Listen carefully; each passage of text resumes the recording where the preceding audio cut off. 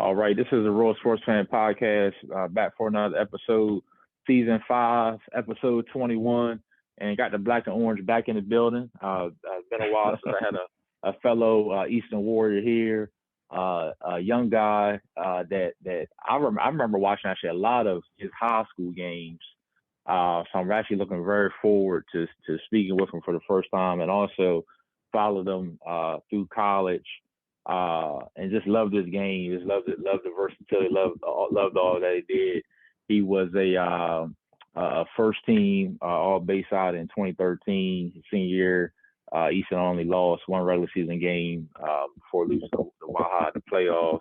And then he was on obviously the back state teams that Coach Marty Bailey had those teams go to. As a freshman, he was on that team, got called up. As a sophomore, he played a very pivotal role as they went to the title game.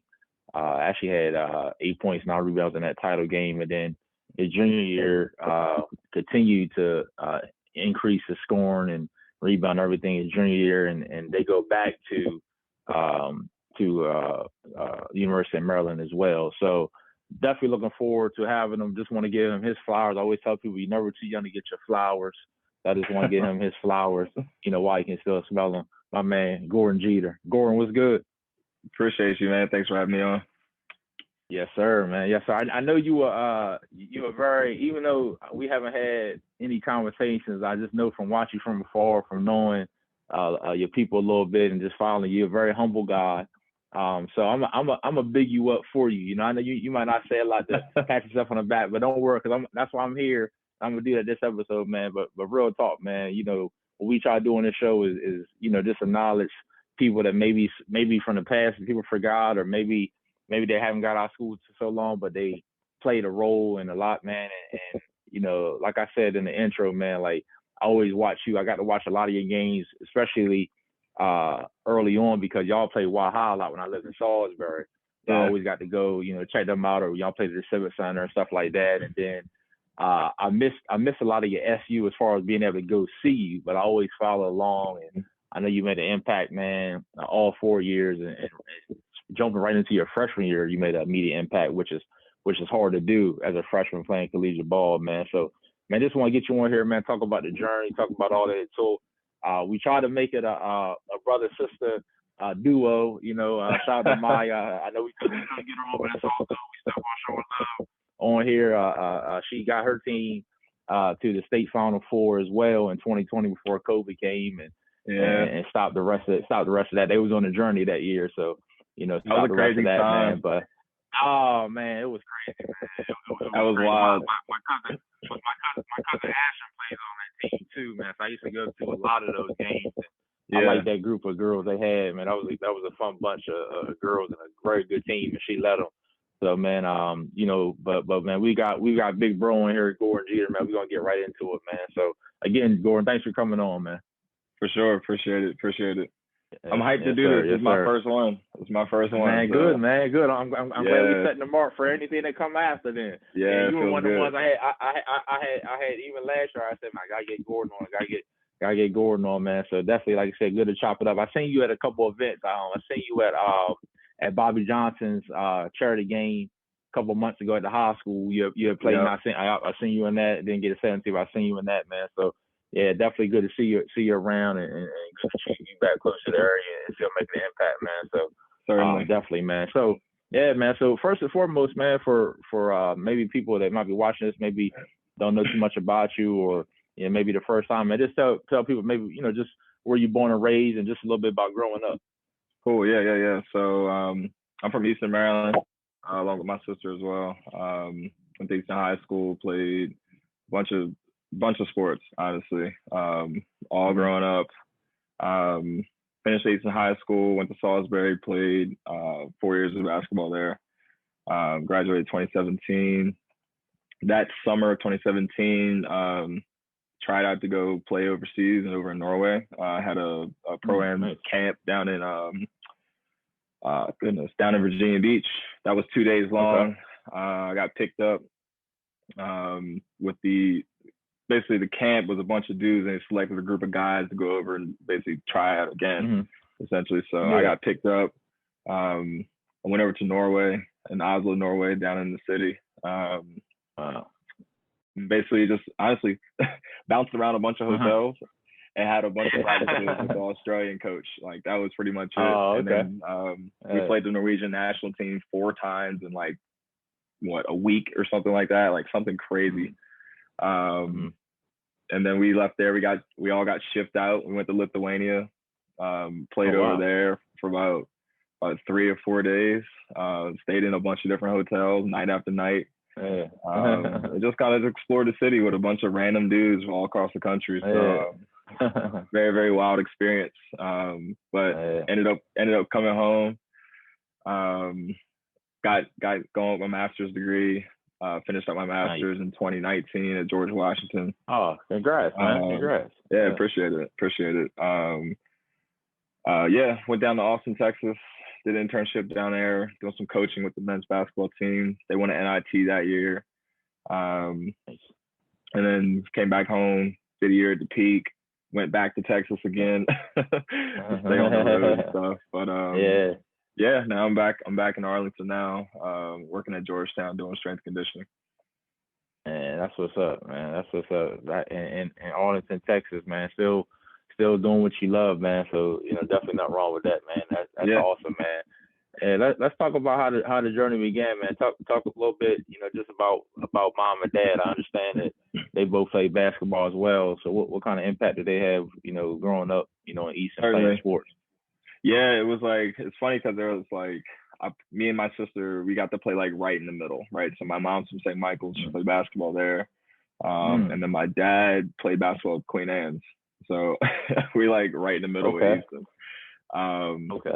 But really, like, their big thing was just like their commitment level to getting me to practice, getting me to games. They were at every game, every tournament, no matter where it was.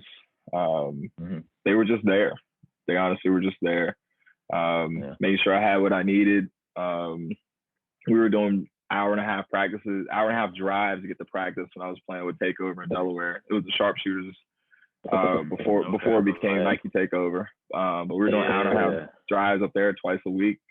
And then when I turned 16, I wanted to leave Takeover. I wanted to go like play some more games. So I linked up with my cousin who was playing with the Baltimore Big Shots.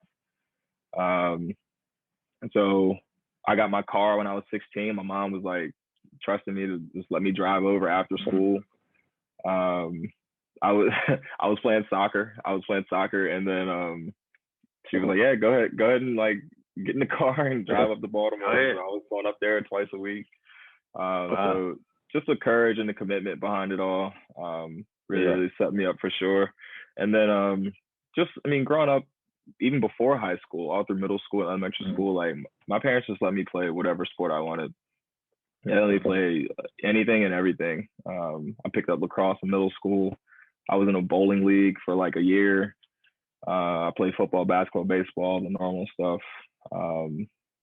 Track and field, played soccer, like I was saying earlier. So just giving me that freedom, just be able to just kind of walk my own journey was huge. Yeah, for sure. And I like in the beginning part, the one thing you said was they were there. And a lot of times that's all we need. Like you said, like they there and they showing that support. And you can look back and see mom and dad there. That helps to know that, they in your corner, and no matter what sport you want to play. Like you said, if I gotta go to Delaware, if I go to Baltimore, they're gonna make sure that, they help me with that, man. So that's awesome, man. And I was gonna ask you about AAU. Even before AAU, what was the rec ball scene like in Easton? Did you play YMCA? Did you play Park and Rec? Or did you work on your game and go straight to that? Yeah, so I started at the Y playing rec league basketball. And funny story about that. So I was pretty tall to be a kid, and then like I stopped growing like somewhere in the middle, and then I shot up again. But I was pretty tall as a kid. I want to say like 6 or 7 years old or whatever. And this is when they had like the little rollout courts with like, it was like real short, right? Yeah. And so it was like the first game. It was like the first game, and my dad was talking. I forgot who the director was at the time, but my dad was talking to the director, basically telling him like, yeah, like he's gonna dominate. He's gonna dunk on the kids. Like he should probably play in like a bigger league, essentially. Bigger league. Yeah, a higher league. Yeah. And so the dude was like, oh no, he's like 5 or 6, however old I was at the time. So they let me play that first game.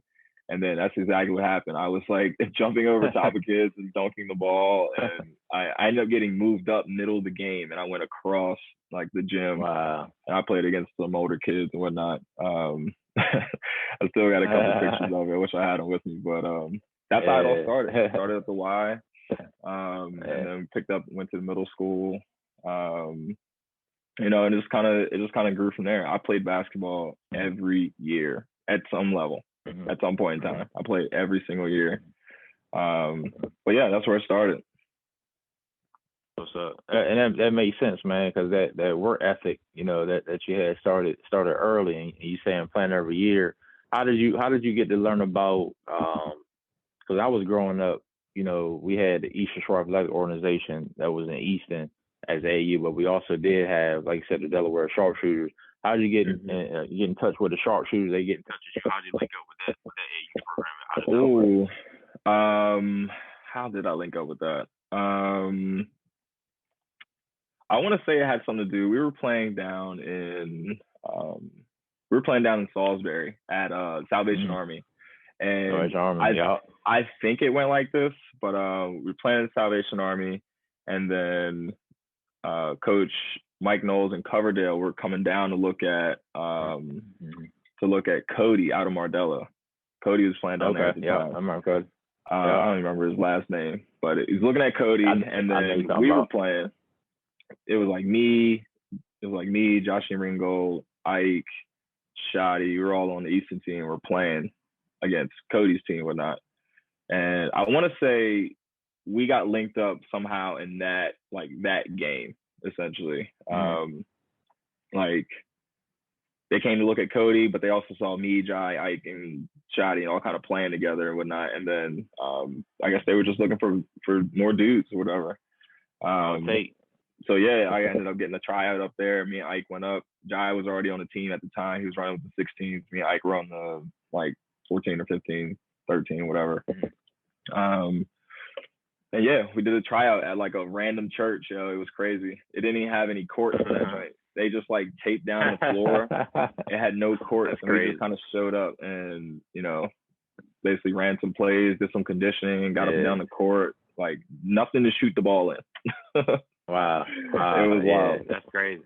That's crazy, man. Yeah, I recently listened to a podcast cover that was on, man. Some buddies of mine I met, actually haven't formally met, but we know of each other out of Delaware. They actually had covered that on there, man. And the stories he was telling just about how that program started, even going back to the Albert Morans and, you know, the Marty Bellies and Okie Murrays, I mean, all those guys, man. So it was definitely good to hear. But yeah, that's a great program to be a part of. And then, you know, you mentioned about, you know, going to Baltimore, which we'll get into as well when you got 16. But even going back a little bit, you know, going to your ninth grade year, talk a little bit about ninth grade JV.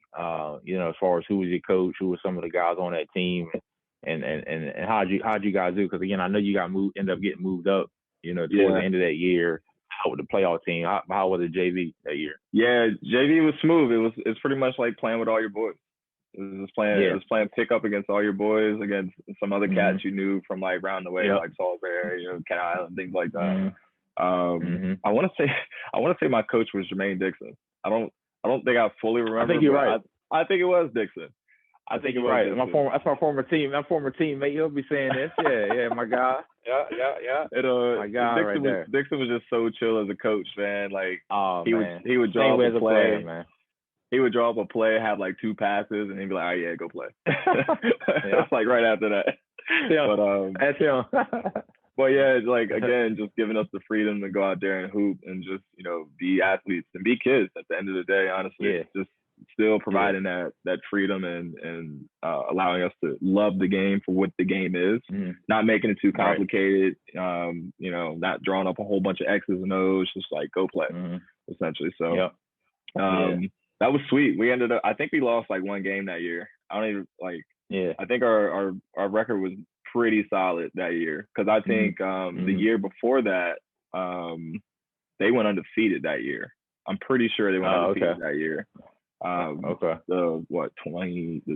The 08 team, 08 JV team, I guess. That came in 09.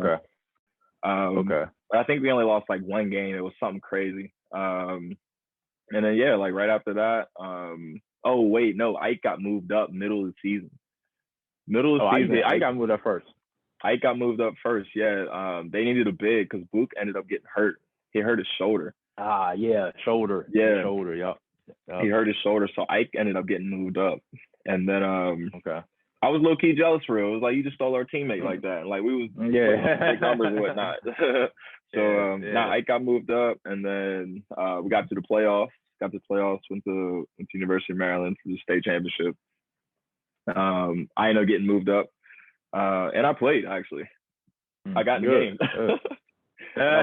I was not expecting that at all. I had no business being on that court the size that I was. Like I'm guarding dudes. I think one of the dudes we ended up playing City College. One of the dudes went to like Georgia Tech for football or something crazy. Oh wow! He's a big dude. Yeah, and Nick Faust. Nick Faust played for Maryland. Nick Faust was on that team. Yep. He was on that team. Just seeing those dudes and just being out there, you're like, well, we're really here. So it was more of like being shocked. It was more being shocked. Yeah. That was such a crazy time.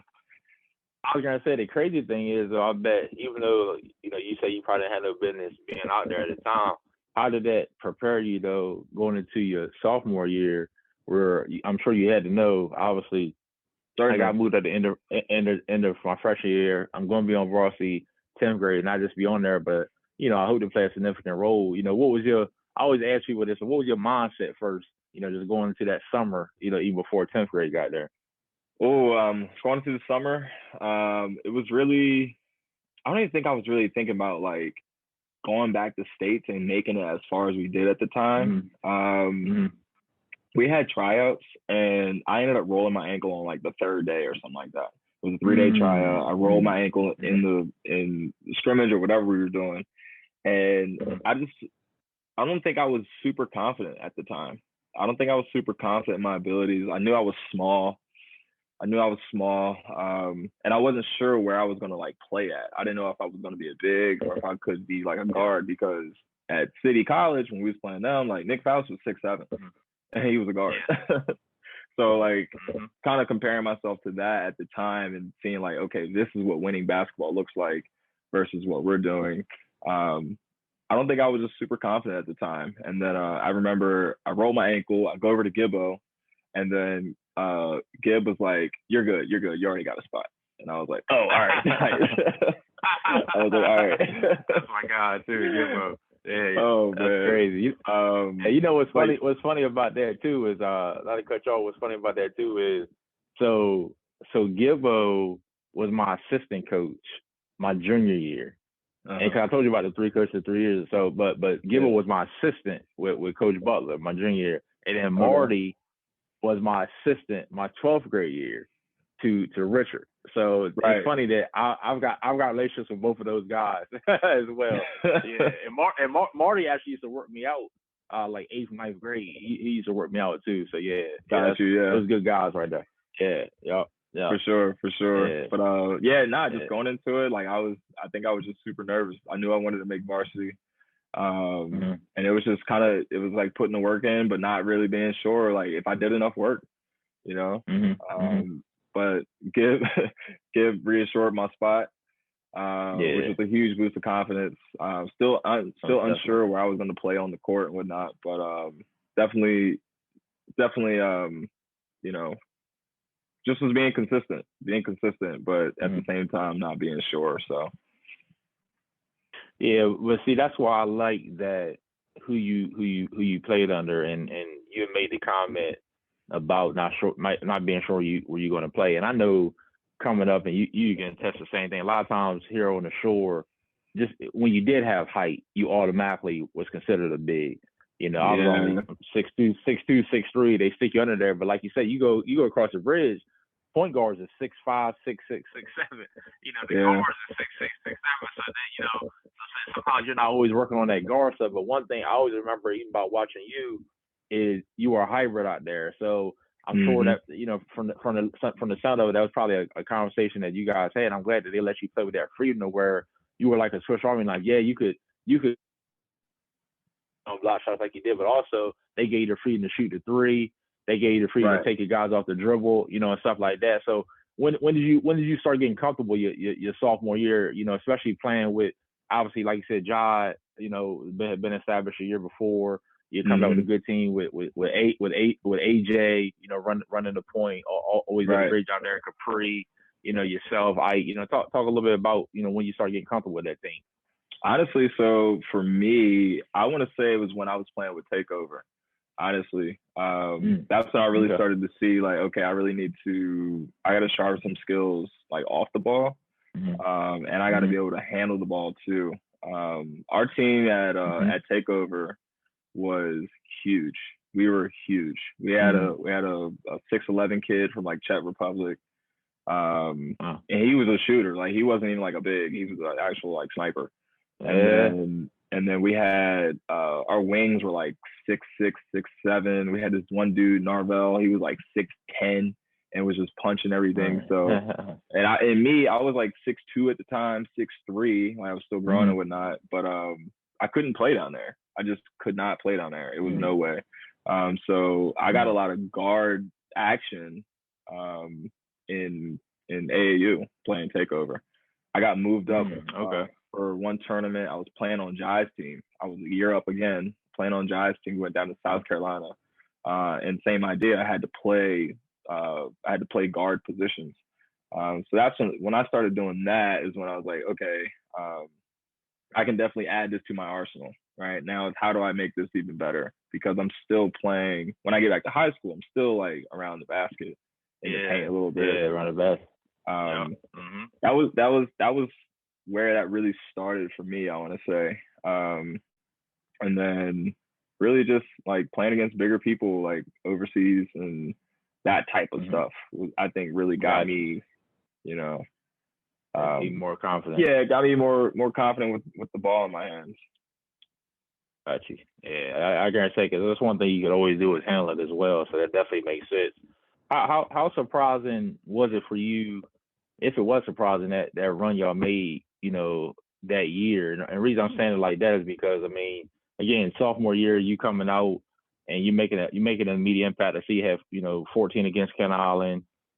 You always feel the stat sheet, even against North Carolina regular season, 8 rebounds, 5 blocks. You always, did the little things. And then, so it seems like it's almost like you knew what role that team needed as a sophomore, with the scores y'all had. And I always tell AJ this when I see him too, like either way he ran the point and defensively how astounded you guys were, just to talk a little bit about the chemistry of that team. Yeah, if I'm not mistaken, I think my sophomore year, we went to go play Dunbar for our first game. I think I'm pretty sure we did. If not, if it was our 11th grade year, but I have this memory of playing Dunbar and at their gym in Baltimore, and Capri comes out hot. Capri comes out blazing. Jai's running on all cylinders, and we looked up and we were up like 24-6 or something like that, like something crazy. Wow. And then their head coach called a timeout, cussed them out on the middle of the court, like it was crazy. And then, and then we ended up getting smacked after that. But I want to say that's my 10th grade year. But really, it was finding out what the team needed at the time. So say for instance, if Capri were to go out, right, we just lost a shooter. I'm probably have to shoot the ball 1 or 2 more times than I typically would, right? Or if Jai were to get in foul trouble or AJ gets in foul trouble or something like that, I would have to help bring the ball up the court essentially. So that was like my gift, I want to say. It was like I could figure out what I needed to do on the court at any point in time. And that's what I think really like helped us. I want to say that was my big contribution to the team. Because like you said, like filling up the stat sheet, like I love doing that, and it kind of came just because my knowledge and ability to seek out what we needed at the time and be able to execute that. Definitely, and I can it's perfectly said, because even just remembering some of those games and watching those games, I could always tell like you knew what role the team needed at that time. Like, and that's a great example of someone that was a shooter went out, I'll start shooting more. If I'm a rebounder guy, I'll start rebounding more. So we had to plug a guy like you in. That versatility, is definitely key. Definitely key on teams like that. Yeah. And that team was so scrappy, as well, and defensively. I know Marty always preaches defense, but I also know like a lot of the plays that he dials up, but also gives you guys the freedom as well. Talk a little bit just about even his coaching, before we move on. Yeah. Just, how his coaching helped you guys. Yeah. Dude, Marty was smart. It was like he didn't talk a lot. Like Gibbo did all the talking with us. Gibbo did all the talking with us, but Marty was like the brains behind it, and Marty just like he knew where to put certain people at certain times. He knew the plays we needed to run. Like he drew up my very first lob that I caught. He drew that up for me, and like he was going. We were like, we're gonna come out of the gate at this. I think it was like the fourth quarter or something like that. We were at Easton. And he was like, we're just going to draw up this lob play. He's like, can you catch it? I was like, yeah, we'll see. So it was like, he sent Jai, he like passed the wing to Shotty, or it was like Tay Bullock or somebody. He passed to the wing on the opposite wing I was at. And then we replaced on one side. I ended up at like the wing. Jai got the ball back. Tay Blake comes back through, like cross the baseline, sets a back screen on my man, and like Jai just puts it right on the money. Man. And it like little stuff like that, he was just so good at. We did the same thing on the tip off against Denton, against North Carolina. We did the same thing right on the tip off. Yep, Marty drew that up. So Marty was just super, super smart when it came to just basketball IQ. Little stuff like that. Was what I really fed off of, and what I really take in and was able to, implement throughout my career. Yeah. His IQ was definitely second to none. And you guys, again, you get back. Looks like you beat Denton. From what I can see here in the first playoff game that you guys had. And if I'm not mistaken, that year, you guys also won.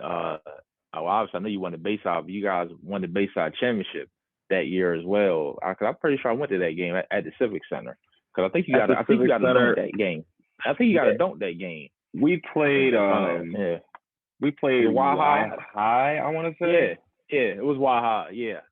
Y'all I love playing at the Civic Center. The Civic Center was so cool because the floor was bigger, and we were really good at operating on a bigger floor, right? Like collegiate floor. Well said. And our ability to just space out people and take people off the dribble. Like anybody could take anybody off the dribble at that time. Yeah. So I love playing there. I really think just our ability to take people off the dribble and spread teams out. We still had shooters like Capri, et cetera, et cetera. I really think that was the key why we won that game, for sure. Definitely. What do you remember about do you remember the Digital Harbor game when you guys had made it across the bridge? You had 18 rebounds as a sophomore, man. 18 rebounds. Yeah, I do remember that game very well. We had just came off a win against South Carroll, who was a bigger team, very well organized. But I think we just played harder. We were scrappier at the time. And plus, we just came off a loss last year in the same situation to the City. So Okay. so we were just hungry. We were just hungry. We were dialed in. And then yeah, we get against digital. Digital's big. They're bigger, but I feel like they were like I felt like they were more skilled. Like they were more like poised with themselves, right? Okay. But I remember halftime. Halftime, the game's tied. It was like 24-24, or like 27-27 or something like that. It was tied at half. And then that second half, it was like we couldn't get a ball to go in the like an ocean. Like we couldn't make anything. Like we weren't getting any type of calls. And I think it was more planned by the refs. It felt unfair at the time, I will say. Because we ended up losing by like 20 after that or something like that. So yeah, I just remember like being down low. I was guarding this bigger dude who could really put the ball on the floor and shoot it too. Like he was more of a guard, but he was about my height, but he was stocky. He had probably 60 pounds on me or something. So I remember playing him. Their point guard, I think he went to St. Francis, I think he transferred out of Harvard and went to St. Francis later and like had a college career and whatnot. But I mean, yeah, just the ball was like a magnet for me. It just kept coming to me. It just kept coming to me. Yeah, 18 boards was rare. 18 boards is tough, man. It's tough. And yeah, and you're right. I misspoke. So South Carolina, you had the 18 boards, then you guys played Digital Harbor, and you're right. Y'all was actually up 32-30 at one point. Yeah, y'all was up 32-30, and then they went on a spurt there. You know, to go from there, man. But I mean, to make it to the championship game, get all the way there. I mean, again, back to back. Obviously, I'm sure it was a tough loss. Obviously, you guys ended up losing AJ and Capri after that year, but you're still coming back with a very, very, very strong, solid core. Talk about, just, again, was that the summer that you started going to Baltimore? Would that be right before your 11th grade year where you would have started playing on the Baltimore AU team to kind of get ready for that year? Yeah, I was getting in touch with them. My cousin was playing with them, so I was just kind of going up. They had a bunch of like, they had like a summer league they were doing too, so I was playing in that. Okay. So I was getting a bunch of reps in. Honestly, I was playing just way more basketball in the off season. More so than doing like skill work, ball handling, that type of stuff. I was actually on the court playing people. And don't get me wrong, there's a place for that, like skill work and drill work, all that stuff like that. But nothing beats live action. That's where you learn the most. Oh yeah. But I was just playing a ton of basketball at that time, and that really got me prepared. It got me feeling better. My coach at when I was playing with short shots, it was pretty much like I was a guard there. I played the three. My coach had a play for me where it was literally stand. He was like stand up at the timeline on the left side of the court, just across half. Everybody, it was like a 4-low situation, and they just sent a big, and they come up and get a high ball screen. It was like go to the rim. It was like little stuff like that. It was when I started like understanding player personnel and like how people really rotate on the court like that. But yeah, I mean, I attribute that just to playing a ton of basketball and getting back on the court for my 11th grade year, and just having seen more action. The game definitely slowed down for me. And I was just an overall smarter player at the time.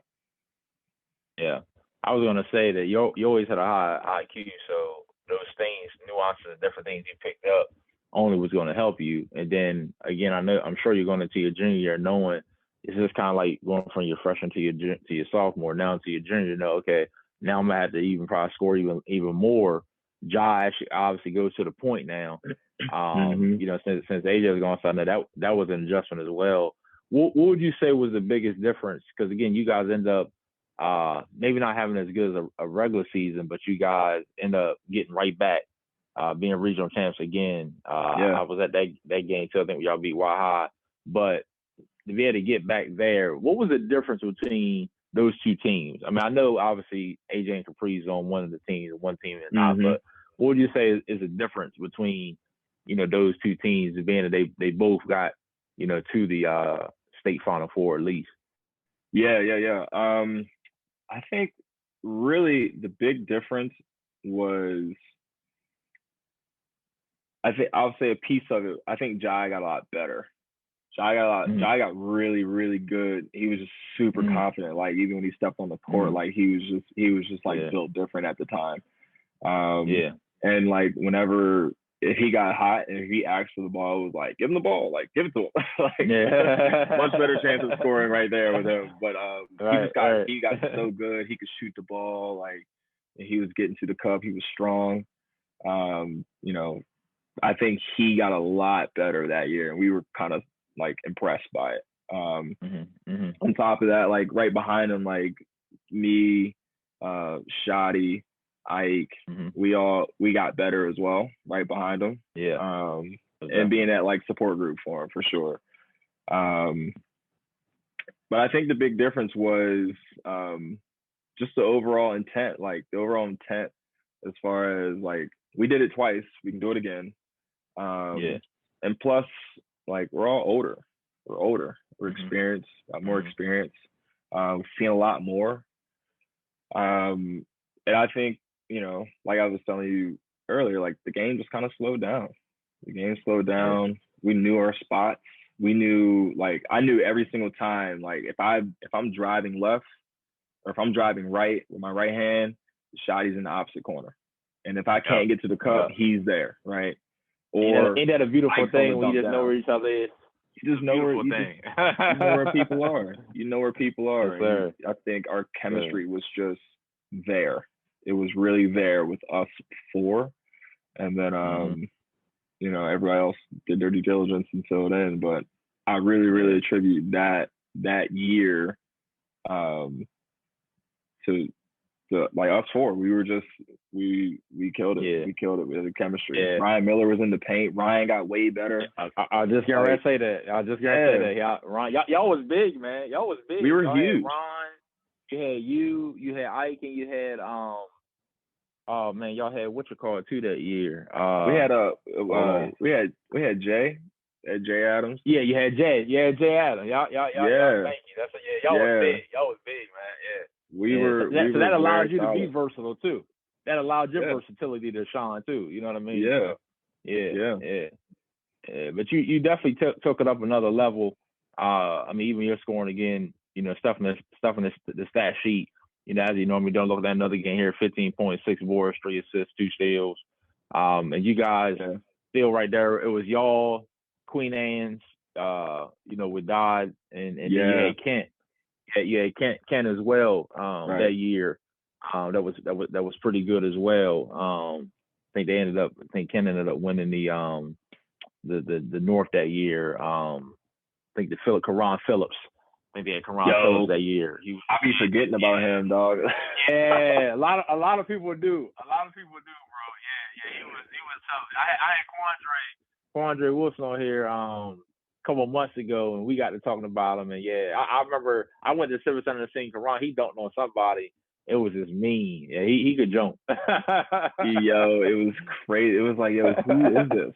Like, we didn't see him. Right. He came out of nowhere. Came out of nowhere. Yeah. Like, what? He's on Kent? Like, what? It was wild. Kent had somebody else, too. Oh, geez. He played like MJ Montgomery. Montgomery. Yeah. He was tough, too. Yeah.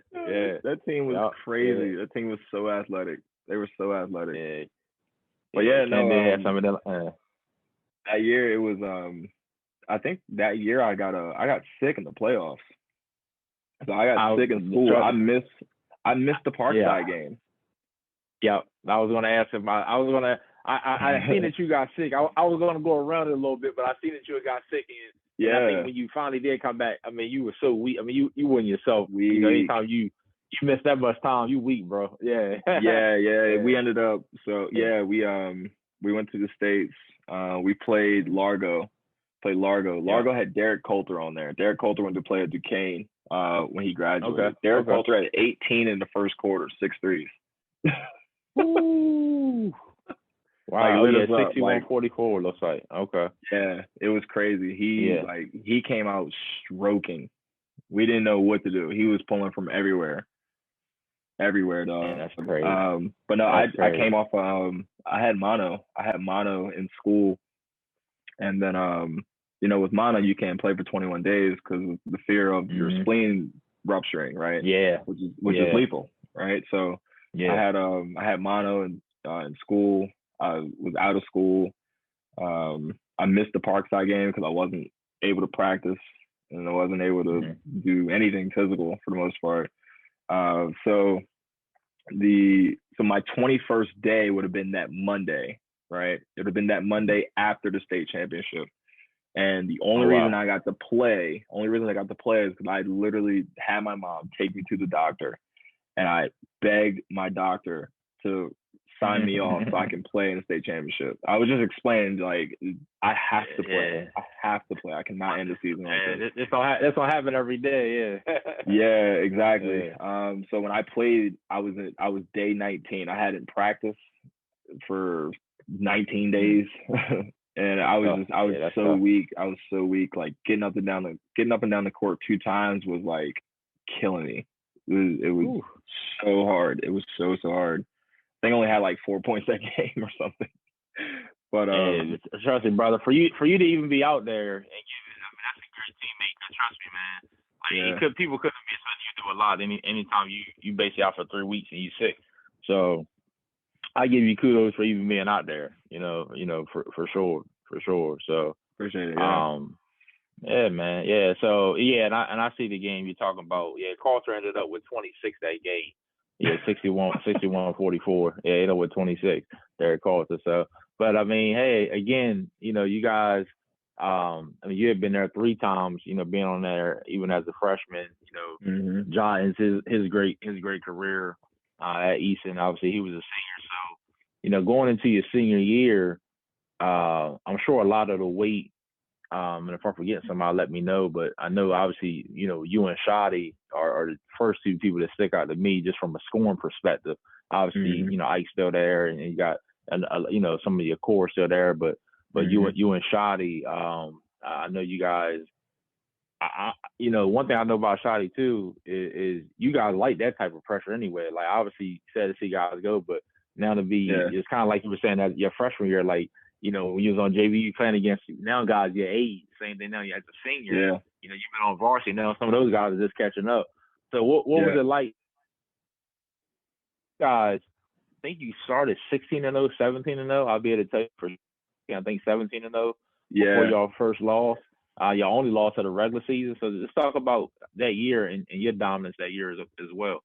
Yeah. That year it was. I mean, we lost Jai, and that's who we leaned on. The year prior, we leaned on him for sure. So losing him was definitely huge. We picked up AJ Daves out of St. Michael's. AJ Daves came to hoop with us. I played real quick, if you don't mind. I played with AJ this past year in Glen Burnie in a league with Mike Turner and Doug Brummel, a couple of cats. Yeah, it was fun to play with AJ. I forgot he was on that team. He was on that team. And War Turner. AJ Turner. AJ Turner. That year was we started out hot. We started out super hot. And then I really think towards the back half of the season, I think we got exposed at the guard position. I really think teams started to key in on us and figured that we couldn't handle like pressure, like full court pressure. I don't think we were that great, at the guard position as far as like bringing the ball up and being able to break pressure and presses and things like that. I know we certainly struggled with that. And then that kind of started that decline right there for us. Like that really started to hurt. We had that first loss, and then we ended up losing to Y High in the playoffs. Lost to Y at their place in the playoffs. I remember Marty telling us a stat at the time that was like, it was like between me, Ike, and Shotty, we were like 1 for like 17 or something at the time. Yeah. It was rough. It was rough. Yeah. It was real rough, but I got that game right in front of me. Yep. Yeah. Tough start. Super tough. But yeah, we started off hot, and you know, a little bit of scouting, and the word gets around, and you know, we didn't have that same type of dominance at the point guard position. So I really think that's where it all kind of started, and you know, we kind of just trickled down from there. Yeah. Very disappointing, but you know, but a great year though. all great rides. Yeah, I mean, I gotta say a great ride, bro. And like you say, even though, you know, you might be saying that, you know, and I agree with what you're saying, like as teams saying more, but still y'all only lost one regular season game. You know, your first, the only loss you had in the regular season was the Kent, 79-73. And then, like you said, you lost to Y High in the playoffs, man. But I mean, you had a great year. I mean, I'm looking at 23 against Colonel. I'm looking at 24-11 against Caroline. I'm looking at another 19 against Caroline the next game. I'm looking at another 21 against Kent. I'm looking at 17 rebounds against North Dorchester. So, I mean, you really elevated it. Yeah. I got you. Yeah, I got you. I didn't even know I had all that, honestly. I had no idea. Yeah, you really elevated your game. Like, that's what I noticed. I was like, oh, yeah, he really elevated, you know, from a scoring perspective, you know, your game, you know, that year, as you should as a leader and being there, you know, all 3 years, you know. So you definitely helped put the team on your back, you and Shotty, and then you got the contributions that you needed from AJ and guys like that. But then, like you said, you just ran into a better Waha team that time. And plus, y'all beat Waha so many times before that, man. It had to come back around at some point, man. Y'all got Waha back for all the years they used to beat us. You know, I'm telling you, man, they used to beat us all the time. I played the 02 Waha undefeated championship team. Yeah, they were. I don't know if you ever heard of that team, man. They were loaded. They were loaded down. Yes, sir. So, yes, sir. Yeah. So yeah, man. But a great career on your end. Like I said, you obviously make first team, all Bayside. What was your mentality? Well, I ain't gonna say mentality. What was your thought though with college? I understand that you started even going back to your freshman and sophomore years, had started getting some interest from different colleges. So did you already know by the time your senior year came that you were going to go to SU, or can you talk a little bit about that process, not just for you sharing your story, but even for kids and stuff like that maybe listen? Because one of the things that a lot of people have came on here and said that maybe they didn't know this about how to get ready for college. But one thing I can tell with you is obviously you going to SU is about your GPA, you know, SAT, all those things that are important, which I'm sure your parents will help you with. Can you just talk a little bit about that college process? Yeah, for sure. So the college process was for my family. It was really like trial and error. It was really trial and error. It was seeking out a lot of guidance. I went to my guidance counselor, Vicki Wilson, for like everything. She had me applying for every possible scholarship there was. Everything. My assistant principal, Dr. Walters, she was awesome helping me out. I just had really, really good people around me that cared, honestly, and that, you know, put the tools in front of me and, you know, gave me the hammer and said, this is how you use it, and this is what you're going to do, and you're going to apply for this, and you're going to sit down and take this test this time. So definitely for anybody who's first starting, you definitely want to get some good mentors, some good people around you. You know, ask for help. Don't feel like you're going to do it on your own. It's hard. It's hard to get yourself set up because, I mean, you're 18 years old, you're 17, 18 years old, you have no idea what you want to do. You have no idea. And I think, you know, that transition it's so crazy, and it's such a huge leap for a lot of people, and it looks scary. To be honest with you, it looks scary because there is a lot of stuff you got to do, and you're going off on your own, and you're worried about going to college, but first we got to get to college, right? So taking your SATs, I took 2 of those. I took the PSAT as well. I took the ACT, and I wasn't a great test taker, honestly. Like I wasn't good at it at all. Like I don't think I finished a single section any time I took a test. Okay. So I wasn't good at that. But what really held me down was my GPA and how well I did in the classroom. And a lot of that stuff, honestly, was just like effort. It's just turning stuff in on time, you know, being diligent in class, like actually taking some notes. Because most of the time the teacher gives you the answer anyway. They give you the answer. All you gotta do is like if you got it written down, you don't have to think about where it came from or try to remember it. You just look at it and just write it down. That's what it was for me, at least. That was my experience. But I mean, yeah, it was like my GPA kind of held me down there, or made up for my lack of skills in test taking. And then I was getting recruited. I got a bunch of like interest letters from different colleges, you know, Frostburg. Yeah, I see. Yeah, I gotta say Stevenson, Salisbury, McDaniel. So a little more local, lower level colleges and whatnot. But I mean, at the end of the day, college basketball is college basketball, for sure. Right. That's right. I try to tell people, even you know, athletes that I coached in the past and even now, the only difference between Division I and Division III is Division I is 6'10" and Division III is 6'5". Like it's just a height difference. It's literally just a height difference and a size difference, right? Kids still make the same mistakes, even as freshmen, right? They still make the same mistakes that a freshman would at Division III level or the JUCO level, whatever, however you want to put it. But I got a bunch of interest letters, pretty much. I sent out. I set up a huddle page. I did all the recruiting little websites. The huddle house. You do all that stuff, right?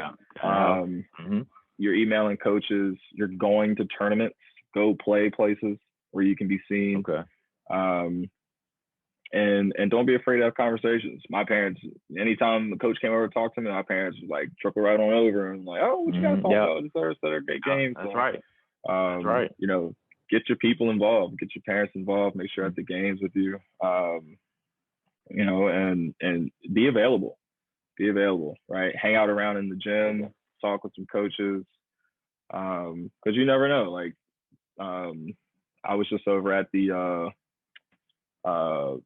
DMV Live tournament, right? And I'm talking with a couple coaches there, and then ECU coach comes over and was like, "Hey man, I need a big." He was like, Chuck, I need a big man. Like, and Chuck was like, "Oh yeah, like what you looking for? Inside, outside, shooter? Like what you need?" And it's crazy because like that's how it happens. You know, getting on the phone, making a phone call, and there you go. You got your big. Or you know, he found somebody else for you that got a big. So. You know, be present. Be present is what I want to say. You know, make sure you're taking care of your schoolwork, things like that, and put yourself out there. Yeah. For me, it was I was either going to go to 2 schools. I had a bunch of offers and not offers, but I had a bunch of interest letters and things like that. Places I could have went, but I was either going to go to Towson. I was going to go to Towson and try to walk on there because they didn't recruit me. I talked to the basketball coach, but like there was no interest there. I was either going to walk on to Towson or I was going to start at Salisbury. It was one of those two. That's what it came down to for me. That's what it came down to. If I had gotten to North Carolina, I would have went to North Carolina, and who knows if I ever would have played basketball again. I have no idea. But I would have went to Chapel Hill. That was like my dream school. It still is. That's my favorite team. My favorite college, Tar Heels. Yeah, absolutely. That's the squad right there. But at the end of the day, when it came down to, all right, you got to make a decision. It was either go to Towson and try to walk on, or go to Salisbury, where I was heavily recruited and basically was guaranteed a spot. And so I valued playing more. So I wanted to come in and play right away. Like that's what I wanted to do. Like, sure, yeah, I probably could have went to Towson and walked on and maybe, you know, redshirted a year or whatever the case is. But I was big on. I was like, I want to play. Yeah, you made the right decision, for sure. I mean, can you talk about Coach Josh Merkel? I see that he started actually recruiting you. He seen you playing in Richmond at AU tournament. Yeah, and he had talked about that, and actually seen you playing in. So can you talk about just his coaching? Because I mean, the reason I'm saying it like that, bro, is I mean you hit the ground running as a freshman, like you said. College ball is college ball. And I appreciate you even break it down from a height perspective. But I mean, you came in, and one of the first articles that they had of you was it basically said freshman who, because you had came right in, and I mean you had averaged 11 and 7, a game as a freshman, in college ball. I mean, people just don't do that. So let's talk about Coach, recruiting you, his style, and just talk about the style of play your freshman year, how you caught on so quickly. Yeah. So my first interaction with Coach Merkel, face to face, I was at VCU, was playing a tournament down there, and then remember earlier I was telling you how my AAU coach would have me just run off high ball screens all the time. I came off a high ball screen and I tried to punch on somebody. Like I don't even think I was even close, but I tried it. I just tried it, and I think that really caught attention of just everybody, right? And so right after that game, when I talked to Coach Merkel, wasn't a whole lot said at the time, honestly. Like, I don't remember a whole lot being said. It wasn't like he was like, yeah, here you go. Like, you're on the team tomorrow if you show up. Like, but I could tell, like, he liked me, right? It was a good conversation. And that was really it. I didn't think anything of it. I wanted to keep my mind open, my options open. So he came to the Y High game, my last game in high school. Oh, he came to that? The whole Salisbury team was deep. Everybody was there. Merkel, two of the assistants. Still, some of my teammates still talk to him today. They're like, "Yo, like Merkel made us come to this game to watch you." That's great. Yeah, at Y High, Salisbury was deep through there. And that was cool. Like, I just like little stuff like that. Like, you remember how it made you feel and things like that. So yeah, I ended up going, and first game we played Washington College. I came off the bench. I was playing behind Tim Harwood at Salisbury at the 3 position. Actually, I came in as a 3. Okay. And yeah, it was cool because like nobody knows who you are. Nobody knows anything. Yeah. They don't know if you can shoot. They don't know if you can dribble. Right. They just don't know. Yeah. So it ain't no scouting reports out yet. Yeah, no scouting reports out yet. So I kind of just did what I wanted. I remember my first 3 I shot, it was an air ball. Like, nobody thought anything of it, right? It was, you can't shoot. Yeah, so, right. Yeah, so now I'm just going to the cup, getting fast breaks, just trying to use my athleticism over top of people. I tried to get a putback dunk one time on this kid. Like, it didn't go in. I got fouled. But I think I had like 14 and 6 or 14 and 8 that game. Right after that, we played I think we played Virginia Wesleyan at home, I want to say. I think I had like 12 and 7 at the time. They were the number 2 team in the nation at the time. They were number 2. Yeah, like nobody knew who I was. I really think that's how I got my start there. Start, yeah. And I also see you guys had upset that year the number 12 seed as well, which is Mary Washington. You had 11 and 16. 11 and 16 boards that game. That was also. I mean, I'm sure that had to really give you a lot of confidence. The start of the next year, the article had you dunking and said the sky's the limit. Now we talked about in high school the things you did during the summer, in between. How about now in college? Obviously, first, inquiring minds, you can answer this. You can answer this after I finish the second part of this. But first, inquiring minds want to know what your height is. They got you listed at 6'4", 6'5", and 6'6". You know how they give you those couple inches in the NBA. Oh, certainly. So we gotta get we gotta get you. I think you 6'5", 6'5". I did see you listed 6'6" too. So I Yeah, ain't sure yeah. you had to clarify that. I know they had you saying 3, but I'm sure also while you're in college, I'm sure also one of your main things too is you probably want to get stronger as well. I see how your Certainly. body changed. Obviously, you know, you was wiry kid, and I see how your body developed too. So just talk a little bit about just that college routine going from a freshman to a sophomore and what that work looks like. Yeah, certainly. So I came in as a freshman at 6'3". I want to say 6'3" or 6'4", 155 pounds. That was my weight. 155. I was 155 okay. pounds. My coach has a picture of me at the prospect camp. I was an incoming freshman at the time, but we had some prospects coming in. Okay. And I got 2 knee braces on. I'm frail. I'm incredibly frail. 155 pounds, 6'3" kid, like athletic, but just not strong.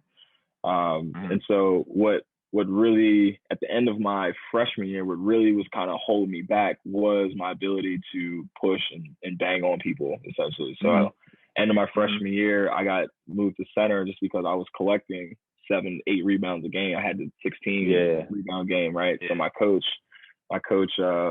made me the center, and I was just down there battling against dudes that are 6'7", 6'8", 250, and these dudes got 100 pounds on me, 80 to 100 pounds. So I was getting tired quickly, like losing it quickly. Like end of the game, like I was banged up, like just sore, like tired, et cetera, et cetera. So I remember at one point, like my coach was congratulating me that I ran 2 minutes. I ran 2 minutes, and I was calling out for a sub, like, you got to come get me. 18 minutes left on the clock. Right. So he was commending that. He was commending that because he knew I was down there battling. I was battling, trying to fight for position, post up, et cetera, et cetera. Man. So the big goal for me was the weight room. The weight room for sure. And my coach knew that. Merkel knew that coming in because my very first class, Monday, Wednesday, Friday as a freshman, 8 a.m. was weight training with my coach Merkel. Oh, okay. Oh wow. Okay.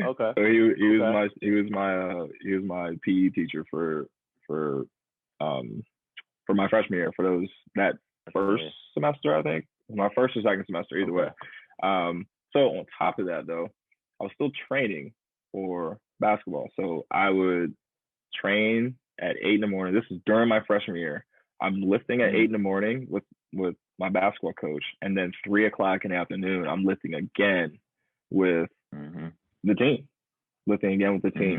And I think everybody was just kind of bought in on me at the time. Like I always say, surrounded myself by great people, but I think my team was all on the same game plan. It's like, if you're gonna play with us, like, you got to get bigger. And so we would sit in the dining hall for 3-4 hours. Like they were kicking us out.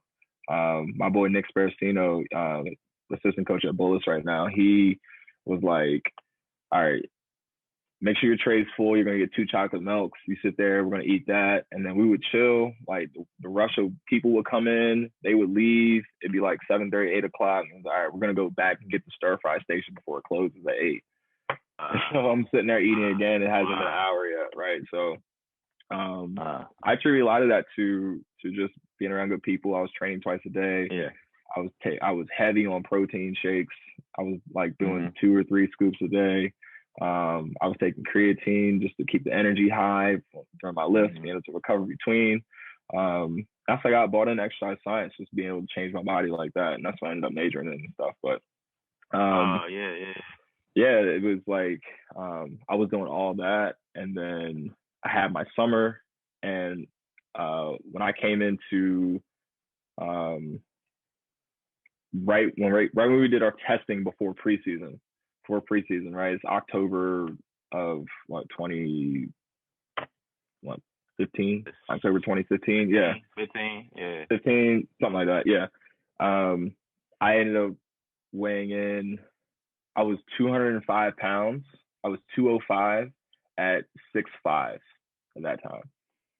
So in a year. Look at the difference of that. That's crazy. You probably went home. Your mom probably looked at you like, "What you been eating? I see you got stronger and everything." Yeah, I remember coming back. I remember coming back for I came back home I forgot what I came back home for, but I stopped at the Y. I stopped at the Y and seen AJ, and AJ was like, "Yo, you're huge." I seen AJ face, and he was like, "Yo, you're huge." I was like, "Yeah," like, and it's crazy because like I put on so much weight so quick, it made me a totally different player. It made me a totally different player. I could beat and bang on people down low now, but I could also get out and run. I still could jump. My vertical didn't change at all. My freshman year vertical, I was 39 and a half. And then I jumped right after that, I jumped to 40 and a half with 50 extra pounds. So not only did I get bigger, but I also got stronger, more powerful. Yeah, you got stronger. Yeah, I think that really like solidified my sophomore year. Like I was just a completely different person. Yeah, I can see. I mean, I see you came out against Dickinson 24-11 as a sophomore, and I'd also read an article also about one of the other things that you want to do better. Even though in high school, to me, you're already a good shooter, but I know you also say you want to improve your shooting just from, I guess, the college level. You know, a little bit different as far as just the work and stuff like that. And I commend you, man, because even from what you're saying, like that college schedule, people had no idea it's not easy. Like I don't care if it's D1, D2, D3. You talking about weightlifting? You talking about you still got class? You didn't even mention that. You still got class. Yeah. I'm sure you still got to get recovery in, ice baths, cold tub, you know, all that stuff. You know what I mean? So I can only imagine from a physical standpoint and a mental standpoint, you know, just trying to do all that, man. So I appreciate you sharing those things, because those are things that, you know, people do need to hear.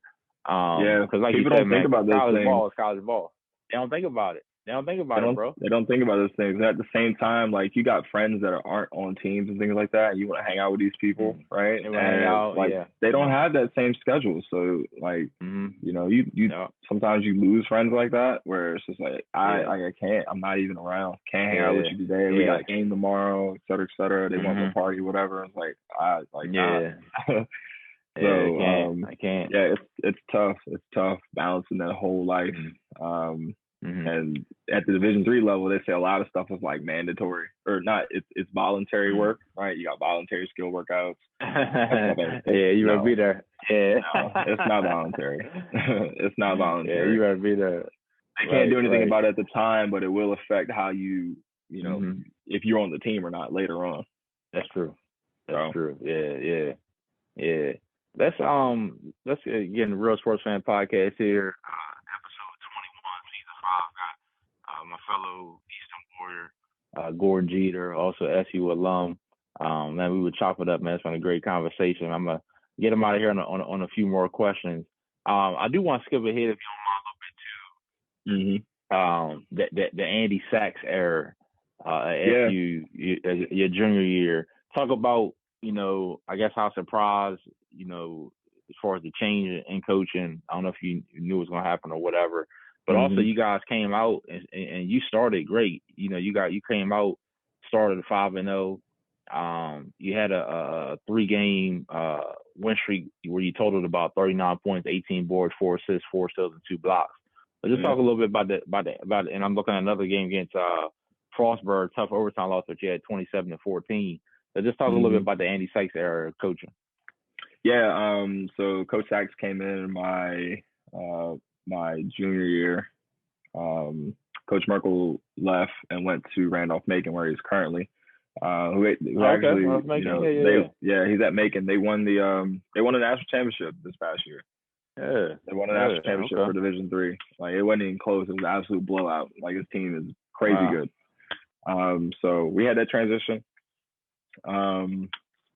Coaching styles very, very different. Merkel is very systematic. Like you're gonna do it like this by the book because it works. We've been doing it for years. You know, it was more so play within your role.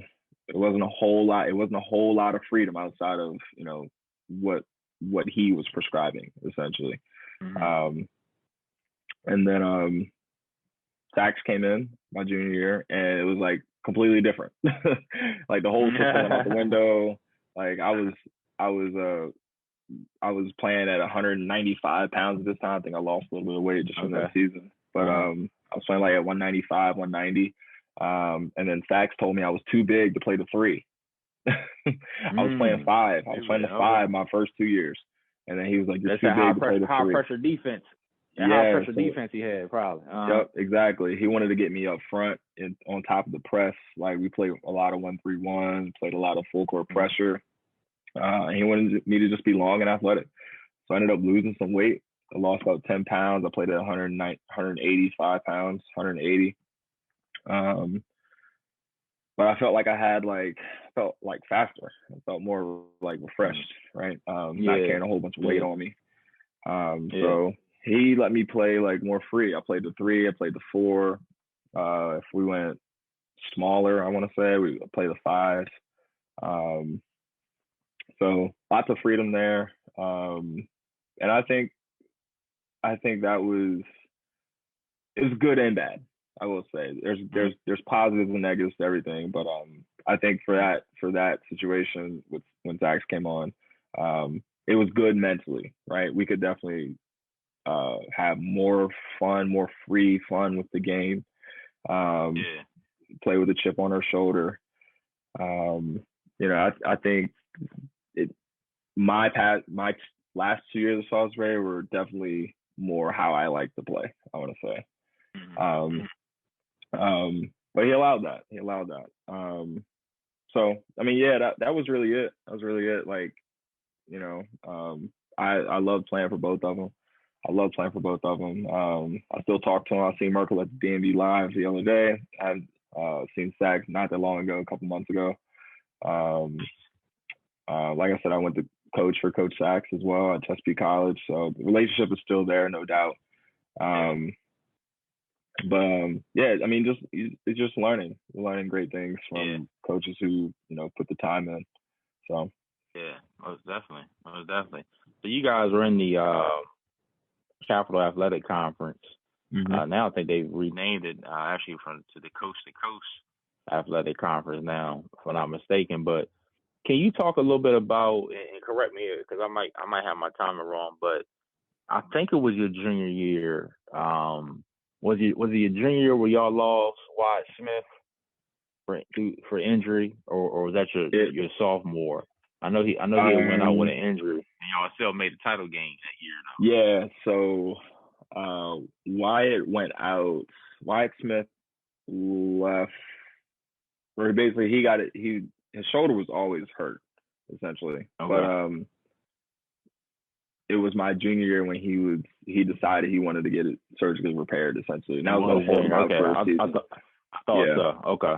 It held him out. It held him out for a season. Like you said, we still made the title game. But again, that was one of those years where I had to like figure out, okay, where do I need to be at? What do I need to do more? I started scoring more. Wyatt was the scorer. I think Wyatt had like 800 points in 2 years or something like that. Like, it was crazy. Like, it was like unheard of. It was unheard of at the game, and he had like 40 against Eastern Connecticut in the I seen him on I seen him on WBOC. I was like, who is this guy? Exactly. Like he could score at every single level, inside, outside, off the dribble. Like it was crazy. I mean, I had to pick it up scoring wise. Yeah, I was gonna say, Coach. I was gonna say. I mean, you definitely picked it up because for you to lose, your quote unquote leading scorer, but y'all still to make the title game, and you end up making the all conference team, first team that year.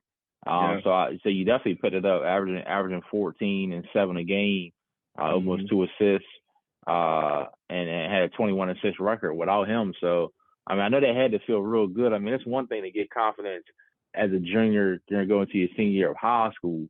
Right. I can only imagine a junior going to a senior college. I'm sure, your confidence was through the roof. Yeah, for sure. Like, once again, like, the game just slowed down. The game really, really slowed down for me. I really learned how to defend that year. That's Okay. that really got me going. And that's when I learned I can guard people. I can guard the 1, I can guard the 5. It didn't matter. Mm-hmm. My best friend, even to this day, Donovan Milburn, he works for a hoop group right now. He was at St. Mary's College for about 5 years. Okay. But he he would in the off season he would bring in like random dudes. He would bring in random dudes from like just rec league and stuff, like just normal people, whatever, right? Bring these dudes in, and he'd be like, "All right, you're gonna play 1-on-3. You're gonna play 1-on-3, and you can't get any fouls, right?" So stuff he was like that, yeah, like little stuff like that. He was like, "All right," and he told the other 3 dudes, he was like, "Foul them, just foul them as much as you can." So I had to learn how to play that kind of stuff. That was more like mental for me. Yeah. But then he would bring in some. I remember he brought in a couple women's basketball players, and he goes, "You're gonna play inside the paint. So you're gonna play inside the paint. She always gets the ball. You're gonna guard her inside the paint with your hands behind the back, and you can't jump or contest the ball." That's how he set me up. So it was really about moving my feet. Yeah. I had to move my feet, get in position, and cut people off, use my body, not just my arms, right? And I think that drill really like took me. It showed me that this is all effort. Like this isn't.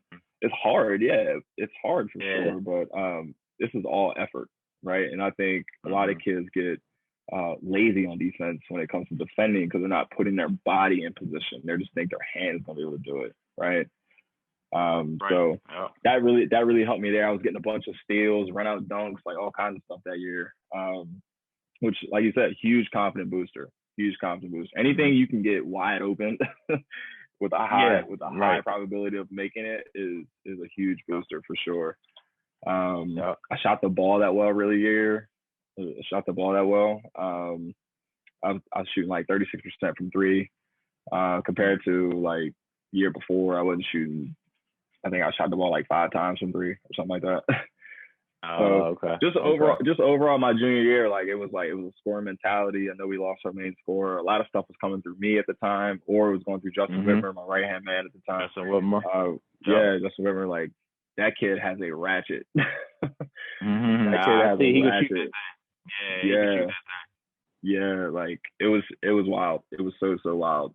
But same idea. I was explaining to you in with high school, with just knowing where Shotty was on the court. Like I knew where Whitmer was. I knew where he was. I go right, he's deep in the corner. If I'm going left, he's circling behind me. I just, the game slows down for you. The game slows down. So yeah, electrifying year for sure. Knowing your role, I see you also had another shooter. Is it Chad Rakowski? I see it looks like he can fill it up too. Yeah. So that was his first year. Yeah. That was his first year. He got recruited out of York. He came from York. Oh, okay. His dad's a great ball player as well. But Chad's first game, we're playing up in I think we're up in Jersey. I'm pretty sure we're up in Jersey or Pennsylvania somewhere. And Chad is like just letting that thing go. Like we were like, "Yo, you're shooting way too much." and Sax would always talk about it because he's like, "God darn it, Chad! Like 2 for 14 from 3, like something like that." Like, Chad was jacking him. He was getting them up. We were not understanding. We ended up winning that tournament, but we were like skeptical about Chad for sure. But like when he was hitting, like he was unstoppable for sure. Yeah, and I see too, and I think I'm right on this. Mitchell Northam, who writes a lot. I'm looking at this one game. I think he ended up writing the book about the Eastern Shore. Some of the Eastern Shore races just came out. Am I right? I'm right, okay. Yeah. I see that, but Mitch. Mitch. I see y'all had a controversial loss in the championship game. Was that your junior year? Like they called a foul, like less than a second left. Called a foul or something like crazy like that. So it's always against CNU. That's how it happens. That's what it said too. So Jesus, how did this play go? I think it was like it was a putback. They shot the ball, and it was like somebody went in. Y'all just tied it with a 3. Y'all just tied it with a 3. You threw a pass to Adrian Strong. I hit Adrian Strong. I hit Adrian Strong on our end. Yep, tied it up. He hit it from the corner.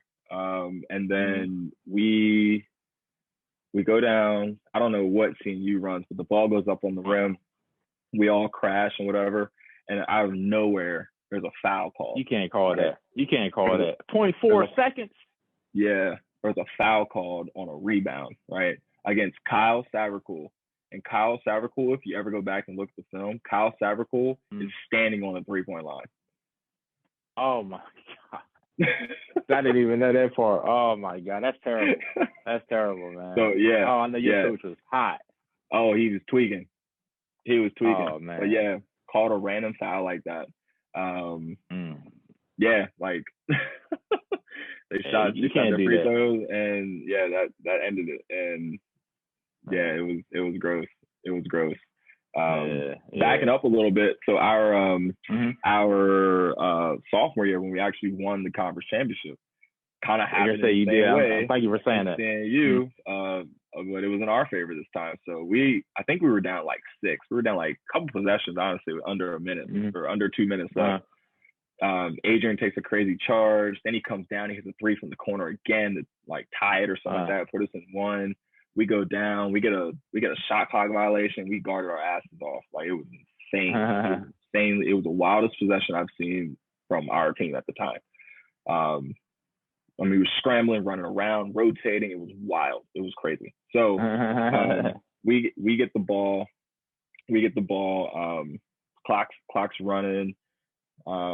It's like 7 seconds left or like 6 seconds left or something like that. And Connor Strickland at the time, senior point guard, is just bringing the ball to the court casually, like chilling, right? Clock's running. Everybody's standing up. The crowd's standing up. Everybody's like, go, like looking at the clock. We're down 1. I'm like, go, go, go. And then so Wyatt is running down the middle of the court. And out of nowhere, Strickland, Connor just pitches it up like towards the rim, essentially. And Wyatt goes up, gets it. He's like underneath the basket, like the backboards, like he's got to go backwards to put the ball in, essentially, right? And he does that, and he gets crushed. Right? He gets fouled. And then so they call a timeout. They try to ice him. So we're sitting on the bench. My coach sends one of the players over to go get a basketball. And he's like, I need Wyatt just to sit with this basketball. Right? Yeah. So Wyatt's just sitting there feeling on the basketball or whatever. And my coach, Coach Merkel at the time, goes, well, you know, no matter what happens, I love all you guys. Yeah. And that's it. That's all he said. That's what's up. Oh, man. So, that's awesome, we get out there.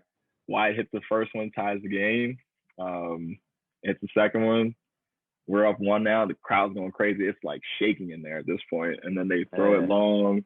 Kyle tips out of bounds, and then it's like 0.4 left, and then they throw it deep. Oh man! Yeah, we win the game. That was crazy. So fun. It was no better feeling than that right there. There was no better feeling. There's no better feeling because we just lost. We always lose to CNU. We always lost to CNU.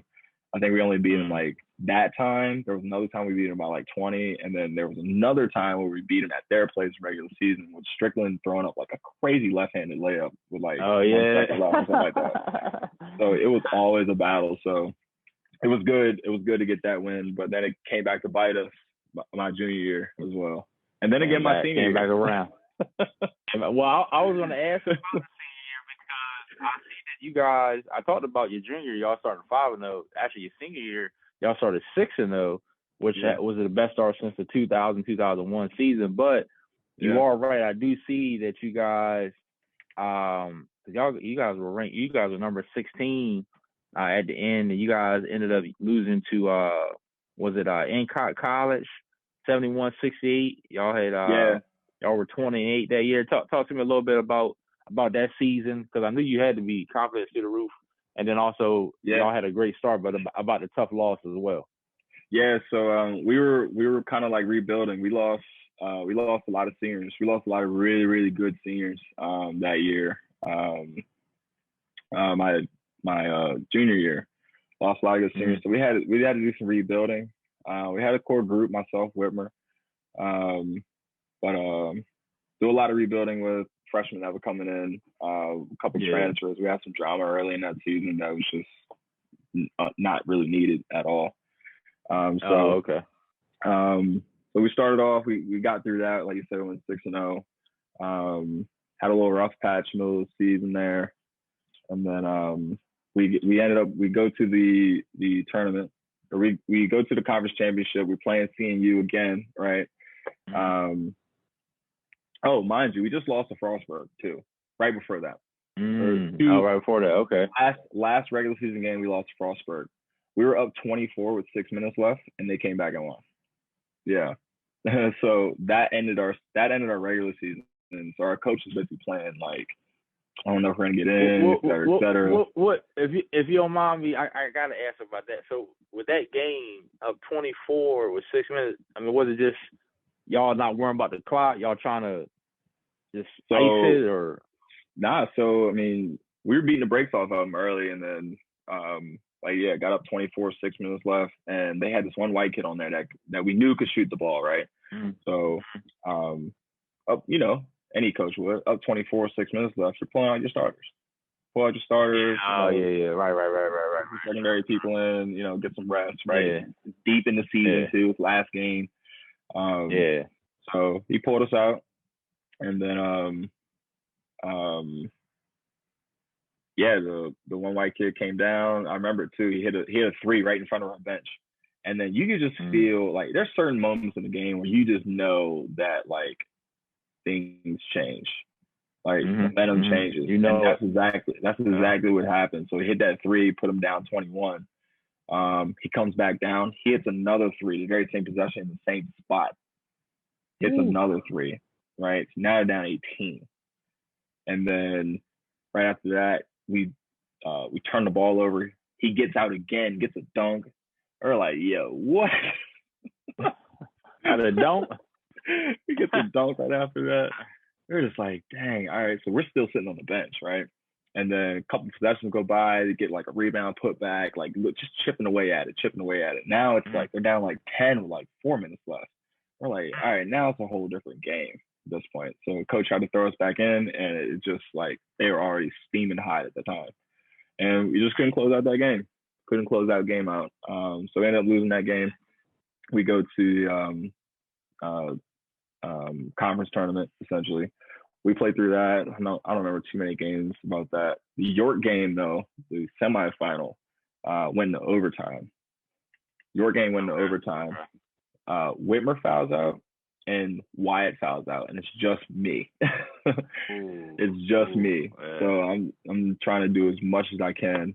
I don't even remember my stats. I just remember how I felt after that game. I was just crushed. I played like 43 minutes, 44 minutes or something like that. Like just absolutely destroyed. So right after that, we go to CNU. We're playing down there. Game comes down to the wire again. This time we're up 1 or up 2, I want to say, or something like that. We got to take the ball all the way down the court with no timeouts, right? We couldn't get the ball in the first time, call a timeout, burn the last one. Trying to get the ball in again.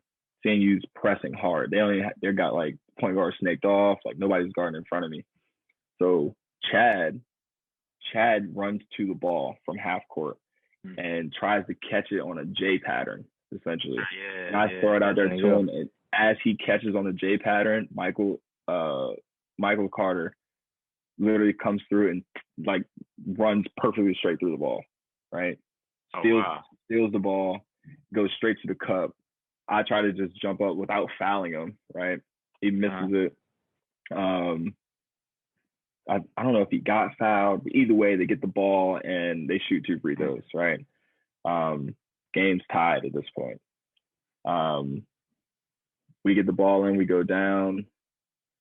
Not even sure what happened at our end, but the ball comes back, and it's going to be the last possession for sure. So the ball, Rayshawn Brown, who's our point guard, super fast kid with dumb bounce, drives the ball baseline. I'm guarding on the opposite wing. drives the ball baseline. I see him look for the corner, right? So he snaps the ball to the corner on my side. Instead of me going to the corner, I figured he was going to one more to this kid named Reginbald who really could shoot the ball, right?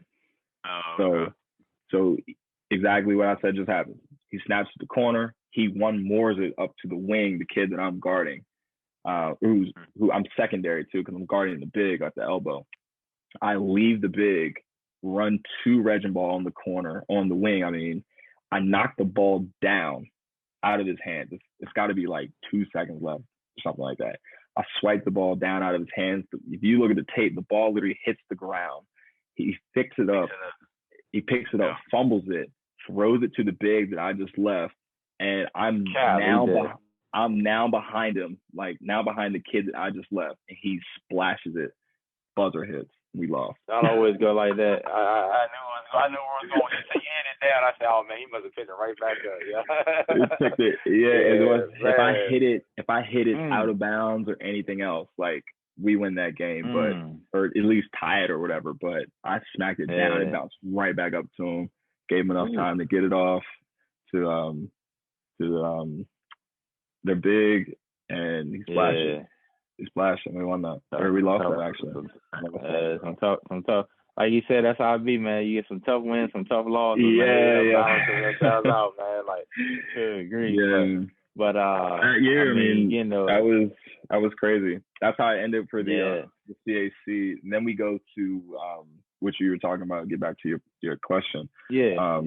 We go to the tournament first round. We're playing Endicott, and same idea happens. Like I hit 2 free throws with like 26 seconds left or something like that. We come down on the defensive side, and the point guard was just fast. I think he beat Wyatt on like a secondary break or something like that. I come over to help. He jellies it off the backboard. Like it's fancy. And now we go back down. We didn't get that possession. They come back down. I think we foul them. They hit 2 free throws there, and then we got to go to distance again, try to get the ball all the way down the court, no timeouts. We throw the ball deep. There's a big mosh pit right in the middle of the 3-point line. It gets tipped around, right? Somehow it lands in my hands, just inside the three. Just inside the three. It was like a second and a half left or something like that. I take one dribble, step outside behind the three, and just pray for it. Try to literally just pray for it. Yeah. I read about that whole game, and I could envision just like you saying. One of the things you got to hear him get it inside the paint. You got to hear him take a dribble outside. She's like, I had envisioned that whole play. Outside the paint. It rattled. It went off the backboard, spun out, and then that was it. My career was over. Career and season. Yeah. Man. And it just like that. It had to be a tough. Yeah, I'm sure it had to be a tough loss, man. But I mean, you accomplished some great things. I was even looking at some other stuff in here. You know that year. You know your scoring. You know was still. You know you were still doing a lot. You know and getting the team what they needed.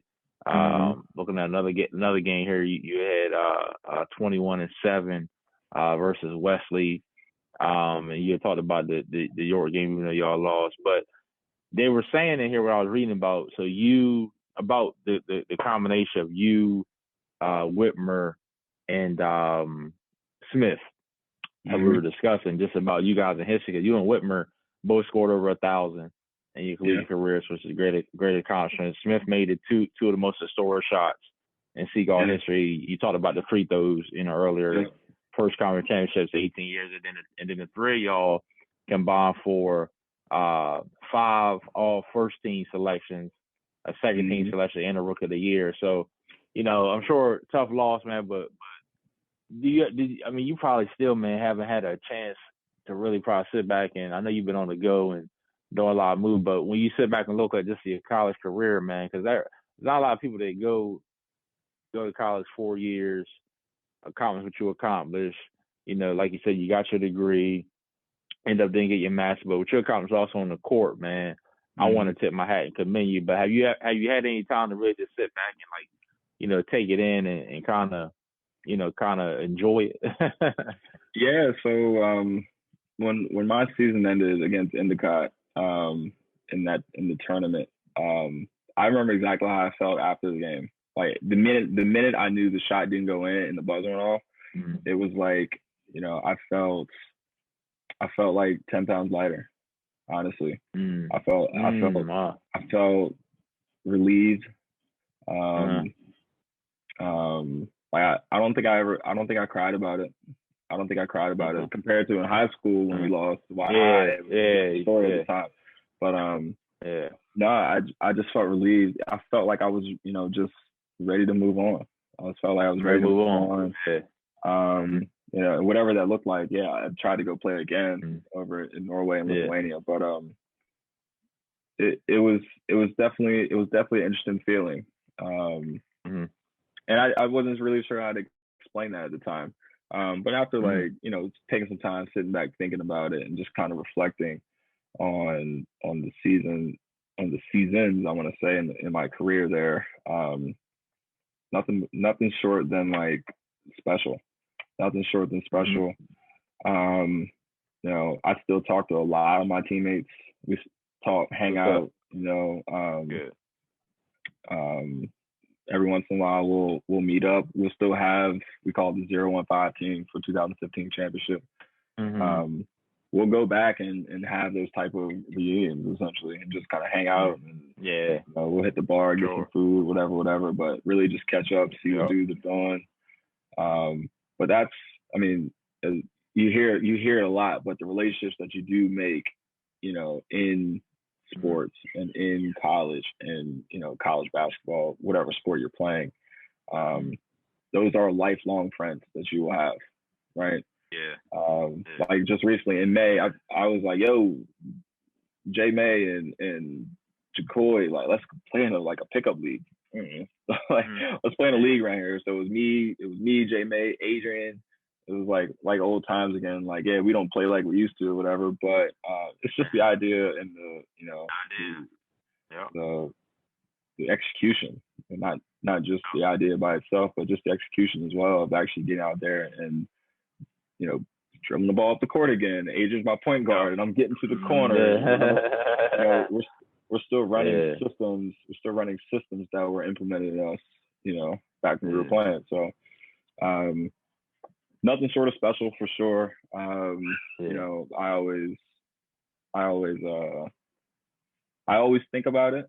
But I try not to think about it as well. Because you can really get yourself attached to that, and that is some people's identity, and I think that can be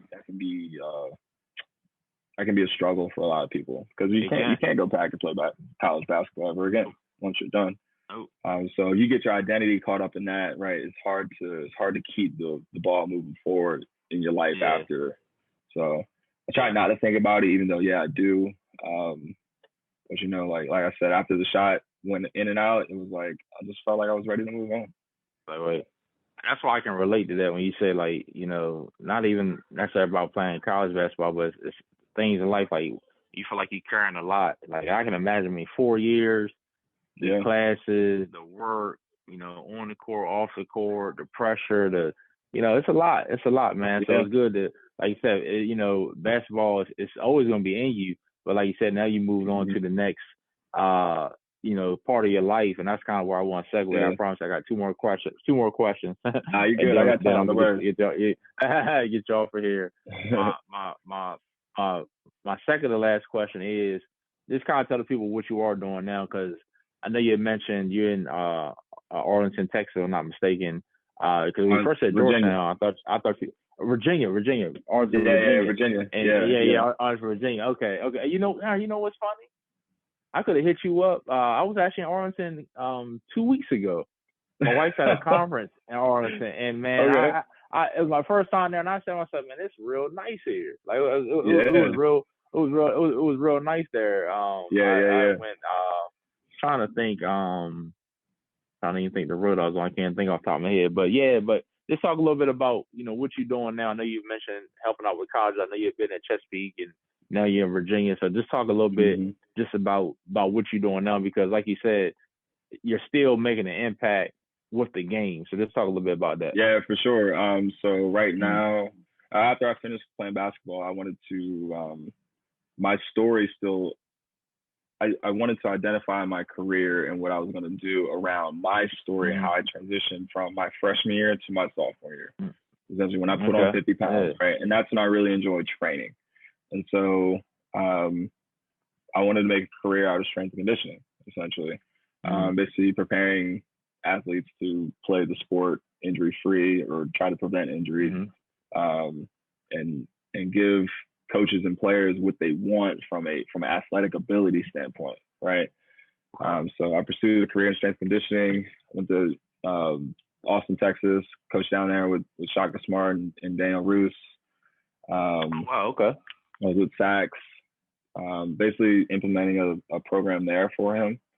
And that over the time, it's just kind of like trying to connect with, college coaches and just trying to get my foot in the door as a strength and conditioning coach for a basketball team, essentially. Right now, I'm at Georgetown. I'm working with women's squash, swim and dive, and women's golf. Those are my main teams. I help out with football, baseball, and lacrosse. Basketball is very, very exclusive at Georgetown. Yeah, I was gonna say. I was waiting for you to say. I figured it must have been. Yeah, basketball is very, very exclusive at Georgetown for sure, as people might know. So it's very, very hard to get these positions, essentially. Like I'm 27 now. I've always told myself I'll coach till I'm 30, right? And then since that's right around the corner, I'm in this process of like transitioning. Like I think, it's great to be able to build the body. But what are we doing about kids and their careers, right? And I think that's where my mind is kind of turning towards. Is more so student athlete career development now. Okay. I like that. Athletes come out of school, like myself. Athletes come out of school, right, and all they know is athletics and sport, right, or coaching, because that's all we've been around. There are so many different jobs and opportunities out here where you can still have a similar impact on different types of people. And so trying to get kids ready for the workforce now, right? How are your finances? Or did you max out your credit card in college like I did, right? Did you apply for a credit card, right? Do you know how to write a check? I didn't learn how to write a check until like 2 years ago. That was a minute for me. Yeah. Like you're just not taught these things. And these are intangible skills that you must have just to be a person, right, in society, to be a civilian, because after you're a student athlete, you become like everybody else, right? And so it's trying to, and so now I'm turning my gears and trying to get kids more on the mindset of like, okay, I need to start planning out my life after athletics. What am I going to do now, right? What is my interest in? It can't just be, collegiate athletics, because that's all you're around. It's all you know, right? So it's trying to get kids out of their comfort zone, expose them to some more job fields, and get them more job-related experience, right? I think that's what we're missing a lot of the time, especially in college, because off season is always off season. It's for athletics, it's for sports. And that's the perfect time when you should be doing internships and trying to figure out, what do I want to do? What do I like? Do I want to be a software engineer? Or do I want to be a pilot? Whatever that looks like for you. But I see myself going down that path now. I love that, man. What you are doing, man, is major. And I know the impact of it just from hearing you, but I mean, you said it, man. Like, there's so many people, especially like you said in college, but I mean, even going back to even high school, like when sports is done, it's like, all right, what's next? Like, or you hear professional athletes, like, what do they do next? Sometimes they battle depression, they battle all these different things, problems with anxiety and stuff, because like that's all they knew all this time. That's all they knew. with athletics. So like you said, it's more than just playing, and it's more than coaching. There's so many other aspects of it, and you got people, like you said, planning for life. But like you said, and you write college, maxing out credit cards, learning how to write checks, learn how to just do day-to-day stuff. Wash your clothes, what I'm saying? Something, sometimes you just forget about, what I mean? So, man, that right there is major, man. So, man, just keep doing what you're doing, because that impact is going to be over matter of generations of what you're doing now, man. So I love to hear that, man. Congrats on that, for sure. I think it's super, super important. I think it's gotten more important. Like, as I've gotten myself together and finances, like trying to buy a house. I just bought a car the other day. I never thought in my life I'd buy a car, right? Getting your credit right, all that stuff. Like, I invest in stocks. I got several accounts. I keep money moving around in different spots, and stuff like that. So, I think that stuff is super, super important.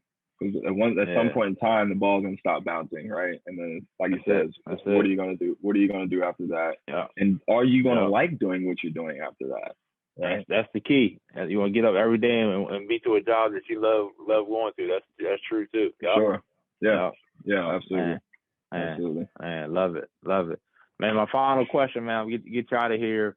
Now, you being an athlete, and it's one thing to be on the court, and I also know I skipped over this, but I also know you did track, also long jump, high jump. I read about that. You did your thing in that in high school too. But being an athlete is one thing to be playing and compete, but how was it sitting back, and it had to be nerve-wracking, watching your sister, play in high school, particularly her senior year, as we talked about them, making the Final Four, going to the States, even though they weren't able to play because of COVID. But how nerve-wracking was it watching those regional games and being there? And what advice did you give her, or did you stay out of her way? What was it like? So when Maya got to high school, and she was always good at basketball, right? And I know with my family, and especially with my father, it was like playing basketball was like what you're gonna do. Like, you had freedom to do other stuff, but like, we're playing basketball every year. Don't play ball. It didn't matter. So when Maya was playing basketball, she was super good at it, right? It was like natural for her. It was really, really natural for her. For the longest time, I think till she was like 12 or 13 years old, we couldn't figure out which hand she was. We didn't know if she was left-handed or right-handed, because she could shoot with both hands. She could score with both hands. So we just didn't know. So, like I said, she was super natural at it, and she got to high school and she was like, "I'm gonna play volleyball," and I was like, "Dope, yeah, do that." Definitely do that. And like, she ended up loving it. She loved it. Now she's playing volleyball at Marymount now. That's her main sport. And she played lacrosse too. Like, she played lacrosse. Coaches loved her. She could have went wherever she wanted to play lacrosse, right? Especially being a minority, playing a predominantly white sport, right? Like, she could have went anywhere to play that, right? Could have paid for college, whatever. But she's true to herself. And that's what I love about her, and that's basically my advice to her, is do what you want to do. Like, it wasn't me on the side, trying to call out plays for her. Maya, do this, Maya, do that. Like, I just wanted to see her play. I wanted to see her play. I wanted to see her play. So I was very hands off with Maya. I was very hands off. She asked me a question about, the defensive scheme of the other team or something like that. I'd answer, because I have an answer for her. But I wasn't trying to do that to her on the court while she was playing. Like, let the girl play, let her have fun. She will figure out what she wants to do, as she goes. So nothing but a blessing for sure. That's part of the reason why I moved back home, back to Arlington, or at least this close, because she was playing at Marymount, and I want to be there to see her. That's what's up. Man, dope, man. Dope, man. But look, man, I'm sure you both, like you said, I know you have, made your parents proud. They definitely raised you both, awesome, man and woman. I mean, you both have accomplished so much and still are, man. So, like I said, man, the sky's the limit. Keep doing what you're doing. And man, I tell you, this has been a great episode, man. Finally being able to, chop it up with you. Like I said, I've been watching you from afar. You was in high school and nothing about you. I seen you going to the hoops. Your shot and skinny kid. I remember all that. I got a couple of pictures. I had to send you from a couple of articles that you going to the cup and stuff like that, man. But again, man, I just want to thank you, man, for coming on the podcast. And I'll give you the last words. Anything you want to say, shout outs or anything like that, man, I'll give you this time now. I mean, not too much. Biggest thing is